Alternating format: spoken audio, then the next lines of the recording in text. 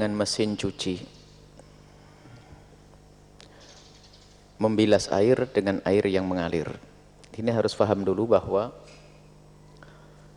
mensucikan baju dari kena najis itu sebetulnya sangat sederhana, tidak seruat yang dibayangkan oleh ibu-ibu di kampung.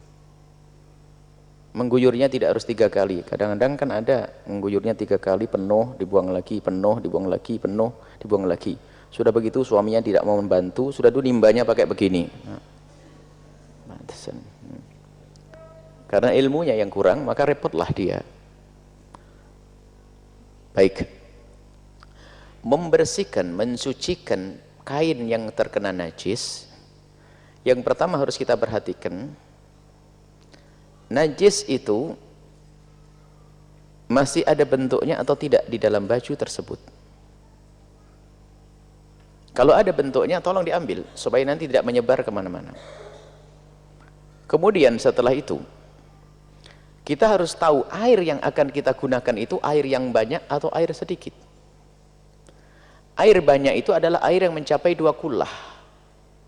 2 kullah itu kurang lebihnya 216 literan. Beda kalau kita mencuci baju di kolam, di danau, bebas. Terserah, kau guyurkan atau kau celupkan sama. Karena apa? Airnya air yang banyak. Di sungai dan seterusnya. Kalau airnya banyak, nggak ada masalah. Baju yang terkena najis, Anda masukkan ke sungai, lalu Anda bersihkan, Anda angkat, asalkan tidak ada sisa-sisa najisnya, maka itu sudah suci kalau airnya banyak.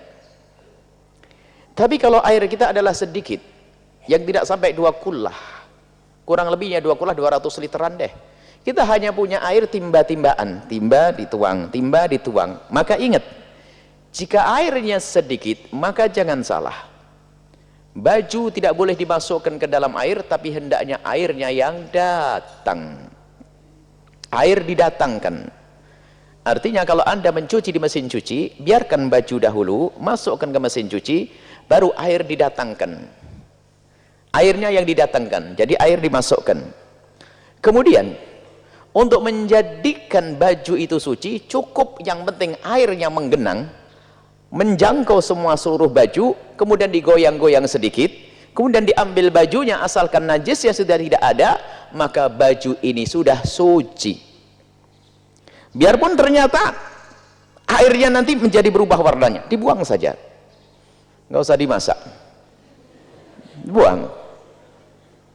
Jadi artinya mensucikan baju itu sangat mudah. Kalau ingat, jika airnya itu adalah air yang sedikit, hanya timba yang isinya 10 liter, 15 liter, maka jangan salah, kadang-kadang males, airnya ditaruh dulu sambil kerannya, keran kecil kan, keran kota kan kecil biasanya, kecil, apalagi sudah subuh, baru rame banter jam 4, 3, masa jam 3 nyuci baju?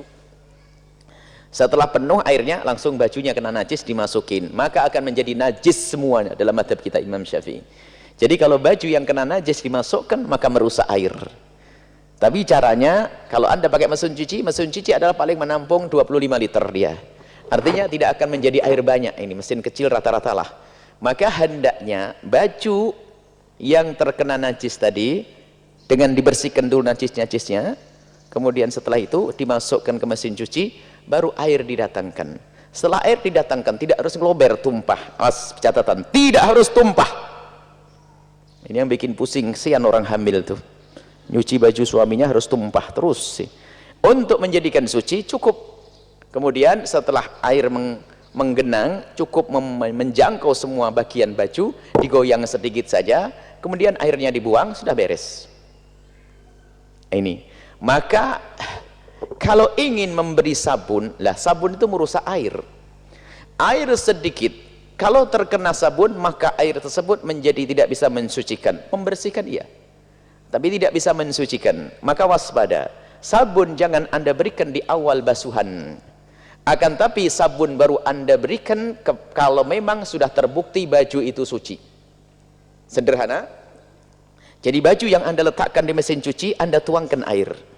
Setelah Anda tuangkan air, yang penting menggenang, Anda goyang-goyang, kemudian Anda buang airnya, sudah suci. Baju itu sudah suci. Kemudian setelah itu baru Anda kasih air lagi, baru setelah itu dikasih sabun.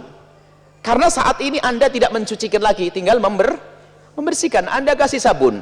Setelah Anda kasih sabun, suka-suka mau dibilas, gak dibilas, terserah. Karena baju sudah suci.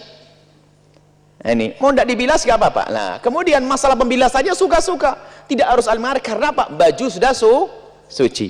Tapi ingat, jika masih ada najis, kemudian Anda kasih sabun, Masya Allah, berarti najis yang Anda berbanyak.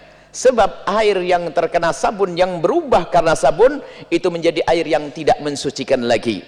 Biarpun semula suci, tidak mensucikan. Kalau tersentuh najis, menjadi najis semuanya. Jadi sebetulnya tidak susah, sangat mudah. Sehingga setelah itu, setelah Anda sucikan lalu airnya dibuang, kalaupun tidak dibuang, bisa saja tanpa harus Anda buang. Misalnya, baju Anda hanya bekas ini kena kencing. Kena kencing kan tidak ada bekas warnanya. Yang repot adalah empuknya orang gede. Kalau masalah air kencing, anak kena pipis anak-anak kita, taruh di mesin cuci, kemudian dikasih air, setelah digoyang-goyang begitu, sudah suci. Kemudian airnya gimana? Asalkan airnya tidak berubah warnanya, air itu tidak akan berubah, tinggal kasih sabun saja setelah itu. Tapi kalau ternyata airnya jadi kuning, wah, empuknya yang nyebar itu. Tapi kalau memang airnya sudah, bajunya sudah kita bersihkan, lalu dimasukkan ke mesin cuci, lalu dikasih air, kemudian setelah itu Anda goyang-goyang, kemudian Anda lihat begini sudah bersih, maka airnya di dalamnya, mana air mustakmal itu nanti kalau sudah terpisah, kalau belum tidak akan menjadi mustakmal, maka air tersebut bisa dikasih sabun, karena proses pensuciannya sudah, tinggal sekarang proses pembersihannya. Kemudian setelah itu Anda kasih sabun, Anda goyang-goyang, kemudian Anda buang, kasih air lagi, buang, terserah airnya air apa saja, air degan juga boleh, karena yang jelas pensuciannya sudah beres. Ini adalah yang perlu dipahami, masalah bagaimana kita mensucikan najis. Ada fikih praktis yang kami hadirkan. Memang kadang-kadang kalau diambil tengah begini kadang kurang paham, tapi kalau kita memulai dari awal, masalah fikih praktis kami dari awal nyambung, di sini sudah tahu jawabannya.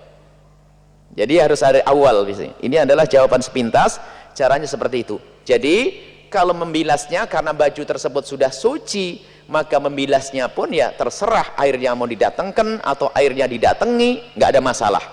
Sampai bersih, nggak harus sampai bersih. Ada sisa-sisa bau sabunnya, sayang banget, biar wangi juga boleh. Karena apa? Proses pensuciannya sudah beres. Baik, ini adalah sepintas. Mohon bagi yang belum jelas, agar tidak salah paham, ada bisa ngambil kopi-kopi, fotokopi, video-video tentang fikih praktis ya kami hadirkan, karena harus ada kesempurnaan. Sebab nanti yang kita bahas dulu tentang apakah air mustakmal. Air mustakmal, ada air mustakmal di raf'il hadas, untuk mengangkat hadas, ada hadas besar, hadas kecil, ada untuk izalatin najasah, itu untuk mengangkat najis. Semua ada syarat-syaratnya di situ. Kemudian setelah itu najis ada dua, hukmiyah dan ainiyah, nanti dibahas rinci insyaallah.